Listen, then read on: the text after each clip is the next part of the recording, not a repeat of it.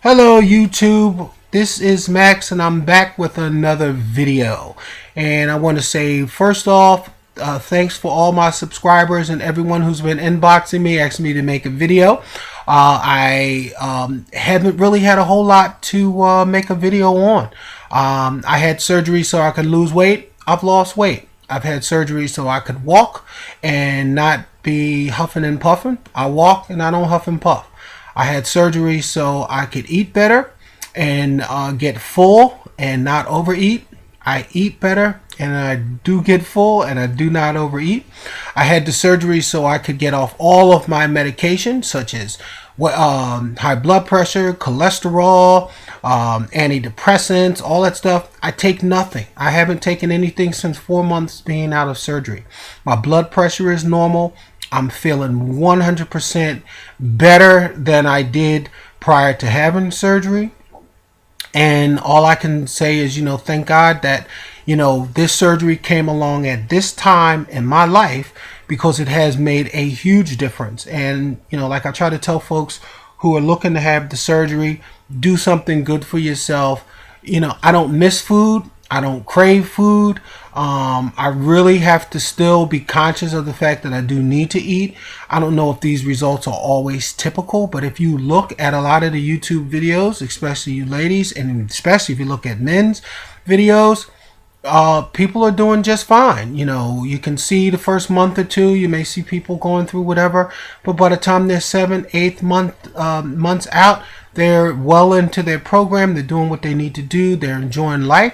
And that's like what I'm doing. The day of surgery, I was 351 pounds, and today I'm 243 pounds. That's a total loss of 108 pounds, and that's 108 pounds of just not eating, walking every day back and forth to work, catching the train. I've not been to the gym. Not one time. I don't work out. I don't lift weights. I don't jog. I don't do anything. I'm not proud of it. I'm just giving you, everyone has their own journey. Now, I had to move from United States to Australia. Then once I got here, I had to get to working and blah, blah, blah. I'm not making excuses, but I never had the surgery to become a gym rat. I never had the surgery to all of a sudden be, Mr. Athletic. That wasn't me prior to surgery at 47 years old, and it damn sure ain't me after surgery at 47 years old. But what I will do, hopefully, because here in Australia, we're going into spring and things are settling down a little bit for me with work and getting used to being here and the bus. I will be joining a gym just for some stretching and toning and things of that nature. It'll probably end up being just like it was before I had surgery. I'm going to go for a while and I'm going to stop. I'm going to go for a while, I'm going to stop. I don't have these grandiose ideas and things that this surgery is going to do all sorts of this, that, and the other for me. If you do have these goals, then you pursue them. If you don't have the goals, then you try to get some. And I think that's kind of what I wanted to talk about today, just because I have seen so many videos with people and their goals after surgery. And some of the questions that I have when it comes to goals is, who's setting these goals for you? Are these goals that you've sat down with your nutritionist and your surgeon and came up with, or these goals that you've brought over with you mentally from when you knew that you were overweight and just wanted to be a certain size? Is this why you stress when you don't lose 5 pounds in a week but you only lose 2? Is this why you stress when you gain 2 pounds in a week instead of losing 3 pounds in a week? And why are you setting these goals? Why? And these are questions that I think we should all ask ourselves. Why are you setting the goal? Is it a vanity goal? That's perfect. Vanity is good. I don't have a problem with vanity. But I think when you set your goal, you should have a reason why you set that goal. Is that goal really, really attainable? Are the goals really, are they really needed, or are they a throwback for when you just wanted to lose the 10 pounds? You have to remember where you come from and where you're going. And with this surgery, it takes you places you've never been before.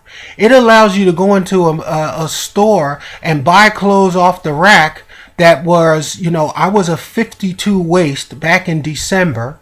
of 2012, and today I wear 40. I am literally eating chocolate at night and Doritos to stop from losing weight, and it just doesn't work. I could probably be about 219 pounds now, maybe 220.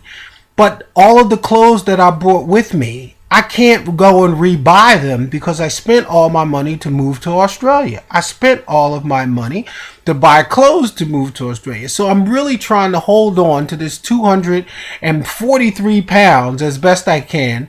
But I've been here since June, and when I touched down in June, I was 253 pounds, and today I'm 243.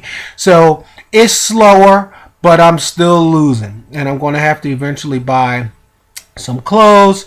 At home, before I left, I was a 1X. Everything in Australia is European cut, meaning that I have to buy a 2X or even a 3X, and then because I have a long upper torso and long arms, nothing fits. So I still have to shop at a big man store in order to get things to, big and tall store, which is fine with me. And there are a few places that I can get some clothes, but it's not the same variety that I would have in the United States. And when we start talking about the goals, are these goals that you've sat down and discussed with your surgeon? Are these goals that you've sat down and said to yourself that they're obtainable? Do you say, okay, I'm going to lose 5 pounds a week? Where does losing 5 pounds a week come from? Is that because YouTube Sally lost 5 pounds a week, or YouTube Harry lost 5 pounds a week? So you say, okay, that's what I'm going to do. I think you put yourself, and we put ourselves, under too much stress instead of letting the surgery do what it does, which is it will make you lose weight. There's nothing that you're going to do to really stop from losing weight, unless, again, of course, you really just go out and sabotage your weight loss. But again, this has been a journey that I've been on since really, I would say, September of 2012. And between then and now, my life has totally changed, not because I've moved to Australia, not because I have a new job, but because I don't eat nearly as much as I used to. I don't crave the foods that I used to. I cook all of my food. I can walk past McDonald's or any place else and just not even have a thought. I don't want the bread. I don't want some greasy burger. I have taste for fish. I have taste for shrimp. I have taste for,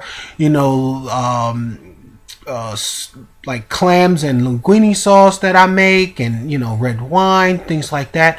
I've given my body and my taste buds an opportunity to get used to the surgery, and I do feed myself with the things that are good for me.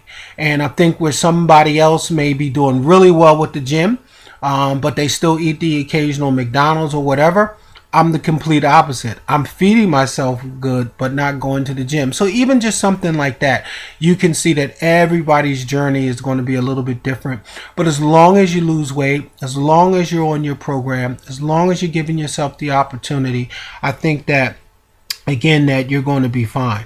So I'm not saying go back and change your goals or don't make any goals, but make your goals realistic. Make your goals based on what your body is doing. So if you don't have a goal, you wait 30 days after surgery and see how much you've lost in 30 days. Take that amount of that that weight that you lost in 30 days, and then make that a goal for the next 30 days. Now you will probably exceed that, and you'll feel better about yourself going forward, instead of having the 3 or 4 months of up and down videos. Oh my God, I'm gaining. Oh my God, I'm losing. Oh my God, I lost. Oh, I'm losing. You'll have a steady, easy program, a steady, easy weight loss that you can be proud of, and one that won't totally stress you out to death. So again, I want to thank everyone for all of their well wishes. Eliana, mwah, give me some sugar, baby, because I love you. And Angela, love you too. Sarah, what's going down? Hey, and Diz, I couldn't make the Delaware thing. You know, it's because I lived in Newark, Delaware, before I even moved here. And you know, I'm from Philly, and I couldn't do the Delaware thing, and I couldn't do the Atlantic City thing. If I was home just a couple more months, I would have been able to meet all of you fantastic people. But maybe next year I'll be home. And get a chance to do it. But again, big ups to all you guys. I love you, and thanks for watching the videos. And again, if you're looking to have weight loss surgery, if you're looking to do something good for yourself, call your local hospital or bariatric center. Get on board. It changes lives. Thank you all, and I'll see you at the next video.